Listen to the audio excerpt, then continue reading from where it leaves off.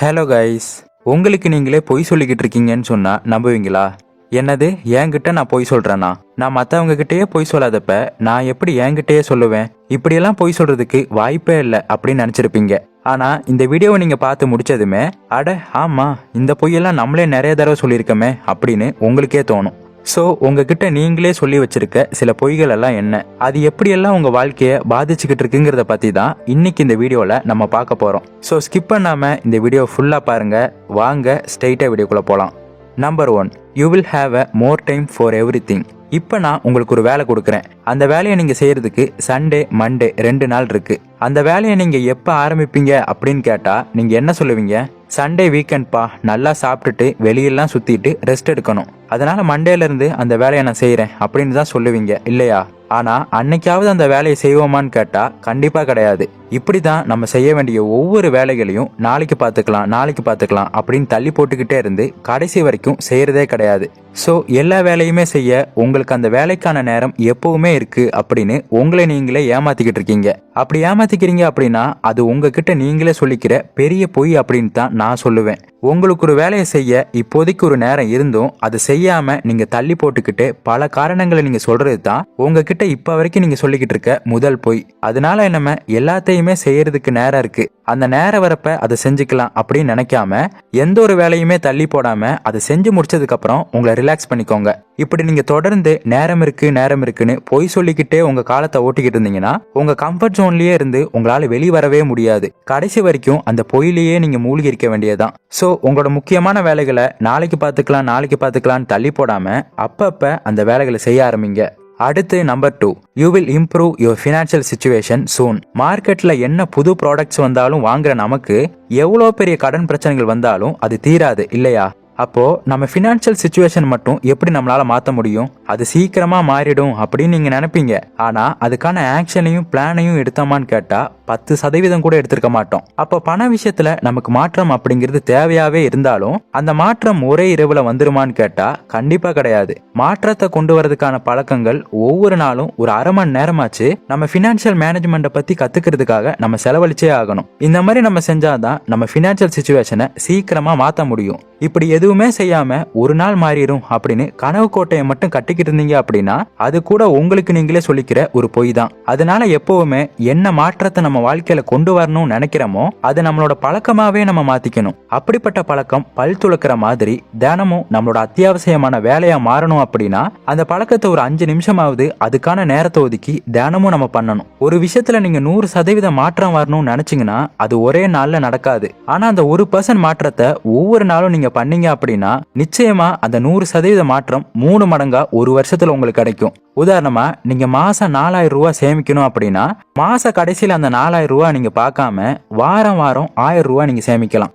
அடுத்து number 3, you will start working out tomorrow. இந்த பொய்யை ஒவ்வொருத்தருமே வாழ்க்கையில ஒரு தடவையாவது சொல்லியிருப்போம். ஒவ்வொரு வருஷமும் நம்ம என்ன சொல்லுவோம் தெரியுமா? இந்த நியூ இயர் மட்டும் வரட்டும், அதுக்கப்புறம் பாரு நிறைய பிளான் வச்சிருக்கேன், எல்லாத்தையுமே அன்னைக்கு செய்ய ஆரம்பிக்கிறேன் அப்படின்னு சொல்லுவோம். ஆனா அப்பயாவது செய்வோமான்னு கேட்டா 2 நாள் செய்வோம், அதுக்கப்புறம் செய்ய மாட்டோம். இன்னும் சில பேர் பாத்தீங்கன்னா நியூ இயர் ரெசல்யூஷனுங்கிற பேர்ல ஒரு மாசம் கூட ஜிம்முக்கு போக மாட்டாங்க. ஆனா ஒரு வருஷத்துக்கான ஃபீஸை கட்டியிருப்பாங்க. ஆனா ஒரு வாரத்திலயோ 2 வாரத்திலயோ அவங்க எடுத்த அந்த ரெசல்யூஷனையே மறந்துடுவாங்க. இப்படி நமக்கான ஒரு கோல் செட் பண்றப்ப ஃப்ரெஷ்ஷா இருக்கணும் அப்படின்னு நினைச்சு பல பேர் பண்ணக்கூடிய பெரிய தப்புனா இதுதான். உண்மையாலுமே ஒரு விஷயத்தை ஸ்டார்ட் பண்றதுக்கான நாள் அப்படிங்கிறது நியூ இயரோ நாளைக்கோ மண்டேவோ கிடையாது. அப்படி நினைக்கிறது நம்மளோட முட்டாள்தனம் தான். நமக்கு பிடிச்சது செய்யறதுக்கும் ஒரு மாற்றத்தை ஏற்படுத்துறதுக்கும் இதுதான் நல்ல நாள் இதுதான் கெட்ட நாள் அப்படிங்கிற நாள் கணக்கெல்லாம் ஒண்ணுமே கிடையாது.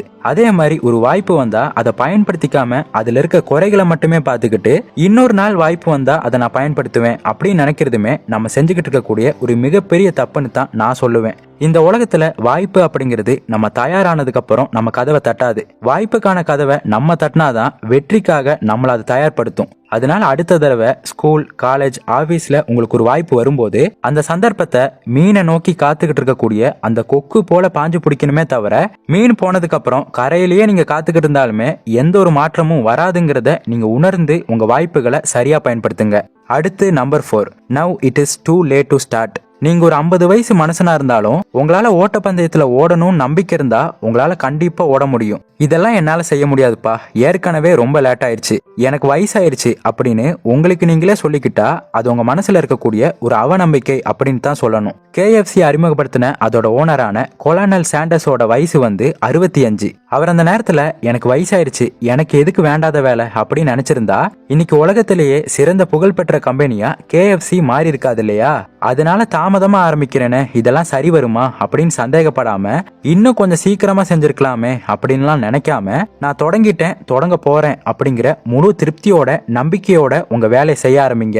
அடுத்து number 5, you can do it. நம்மளோட வெற்றிக்கு பின்னாடி பல பேர் காரணமா இருந்தாலும் நமக்கு தோல்வின்னு வந்தா அதுக்கான பெரும்பாலும் காரணமா நம்ம தான் இருப்போம். ஏன்னா நம்ம செய்ய வேண்டிய பல விஷயங்களை என்னால முடியாது அப்படின்னு பல நேரங்கள்ல நம்ம நிறைய விஷயங்களை செய்யாம இருந்திருப்போம்.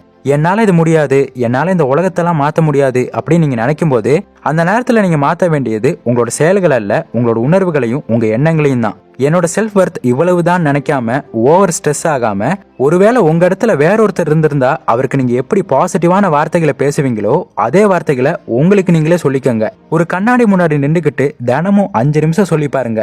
கொஞ்ச நேரத்துக்கு முன்னாடி என்னால இது முடியாதுன்னு சொல்லியிருப்பான்ல, அவன் காணாம போயிருப்பான். நீங்க எப்பயாவது உங்க வாழ்க்கையில சோர்ந்து போறப்ப இல்ல டவுனா ஃபீல் பண்றப்ப உங்க சின்ன வயசுல ஏதாவது ஒரு போட்டியில ஜெயிச்சு கப்பு வாங்கியிருப்பீங்க, இல்ல உங்களால முடியாதுன்னு நினைச்ச ஏதோ ஒரு விஷயத்துல நீங்க ஜெயிச்சிருப்பீங்க. அந்த பரிசுகளையும் அந்த நிகழ்வுகளையும் கொஞ்சம் நினைச்சு பாருங்க, உங்க செல்ஃப் கான்பிடன்ஸ் இன்னும் பூஸ்ட் ஆகும். ஏன்னா உங்களால முடியாதுங்கிறத முடியும்னு மாத்திர சக்தி உங்ககிட்ட மட்டும்தான் இருக்கு. அதனால இனி என்னால முடியாது, எனக்கு இது சரி வராது அப்படின்னு உங்களுக்கு நீங்களே பொய் சொல்லாம என்னால எல்லாத்தையும் செய்ய முடியும் அப்படின்னு உங்க முதல் அடி எடுத்து வச்சு பாருங்க, வெற்றி நிச்சயம். Number 6, you are too busy to make any changes. உண்மையாவே பிஸியா இருக்கிறவங்க கூட ஏதாவது சில மாற்றங்களை தினமும் செஞ்சுக்கிட்டு இருப்பாங்க. ஆனா எதுவுமே செய்யக்கூடாதுன்னு நினைக்கிறவங்க தான் நான் ரொம்ப பிஸியா இருக்கேன், இதெல்லாம் செய்யறதுக்கு எனக்கு நேரமே இல்லை அப்படின்னு பொய் சொல்லிக்கிட்டு இருப்பாங்க. மாற்றம் அப்படிங்கிற ஒண்ணு தேவைப்பட்டா அதை அனுமதிக்கணுமே தவிர பொய்யான காரணங்களை சொல்லி நம்மளும் வாழ்ந்தோம் போனோம்னு இருக்கக்கூடாது. இப்ப இருக்கிறத விட வருங்காலம் இன்னும் நல்லா இருக்கணும்னு நம்பிக்கிட்டு மட்டும் இருக்கக்கூடாது, அதுக்கான முயற்சிகளையும் செய்யணும். ஒருத்தர் 2 தவளைகளை ஒரு தண்ணிக்குள்ள போட்டு அந்த பாத்திரத்தை சூடு பண்றதுக்காக நெருப்புல வைக்கிறாரு. ஒரு தடவை அந்த அடுப்புல டெம்பரேச்சரை ஏத்துறப்ப அந்த 2 தவளைகளுமே என்ன நடக்குதுன்னு புரியாம தவிக்குதுங்க. அப்படி அந்த டெம்பரேச்சரை ஏத்துறப்ப அதோட உடம்பு அந்த வெப்பத்துக்கு ஏத்த மாதிரியே தங்களை தக்க வச்சுக்குது. அடுத்த தடவை அந்த டெம்பரேச்சரை இன்னும் கூட்டுறப்ப அதுல முதல் தவளை நம்மளால இந்த சூட்டை இனிமே தாங்க முடியாதுன்னு நினைச்சு வெளியே தைரியமா குதிச்சிருது. 2வது தவளை இன்னும் வெளியே குதிக்காம அந்த தண்ணியிலேயே இருக்கிறதுக்காக அதோட உடலை அந்த வெப்பத்துக்கு ஏத்த மாதிரி தயார்படுத்திக்குது. இப்படியே ஒரு 4 தடவை அந்த வெப்பத்தை ஏத்த அதுக்கு ஏத்த மாதிரியே தன்னைத்தானே தயார்படுத்திக்கிட்டே இருக்கு. கடைசியா ஒரு தடவை அந்த வெப்பத்தை ஏத்துறப்ப எனக்கு இதுக்கு மேல இருக்க முடியாது அப்படின்னு நினைக்குது. அதனால வெளியே குதிச்சிடலாம் நினைக்குது. ஆனா அங்கிருந்து குதிக்கிறதுக்கான சக்தி தாங்கிட்ட இல்லாதனால அதனால வெளியேற முடியல. அது அதுக்குள்ளேயே மாட்டிக்குது, அந்த தண்ணிக்குள்ளேயே செத்து போயிருது.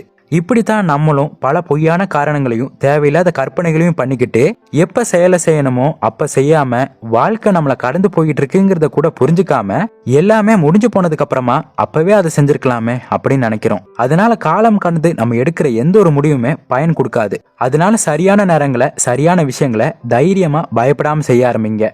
ஸோ இந்த வீடியோவில் சொல்லியிருக்க இந்த 6 பொய்களுமே மனுஷனா பிறந்த நம்ம ஒவ்வொருத்தங்களுமே நிச்சயமா சொல்லியிருப்போம். இது வரைக்கும் இதை செஞ்சிருந்தா பரவாயில்ல, இனிமே அந்த தப்பை செய்யாம உங்களுக்கு நீங்களே பொய் சொல்லி காலத்தை ஓட்டாம எந்த ஒரு விஷயத்த பண்ணாலும் காலத்தோடையும் நேரத்தோடையும் சேர்ந்து அந்த விஷயத்த செஞ்சு முடிச்சிருங்க. ஸோ இந்த வீடியோ நிச்சயமா எல்லாருக்குமே யூஸ்ஃபுல்லா இருந்திருக்கும் நம்புறேன். அப்படி யூஸ்ஃபுல்லா இருந்தா இந்த வீடியோக்கு லைக் பண்ணுங்க, உங்க ஃப்ரெண்ட்ஸ் அண்ட் ஃபேமிலி மெம்பர்ஸுக்கு ஷேர் பண்ணுங்க. அப்புறம் நம்ம சேனல்ல நீங்க இன்னும் ஜாயின் பண்ணல அப்படின்னா மறக்காம ஜாயின் பண்ணுங்க. அங்கேயுமே இது மாதிரியான நிறைய பதிவுகள் உங்களுக்காக காத்துக்கிட்டு இருக்கு. ஸோ இன்னொரு இதே மாதிரியான ஒரு யூஸ்ஃபுல்லான இன்ஃபர்மேஷனோட உங்களை மீட் பண்றேன். தேங்க்ஸ் ஃபார் வாட்சிங்.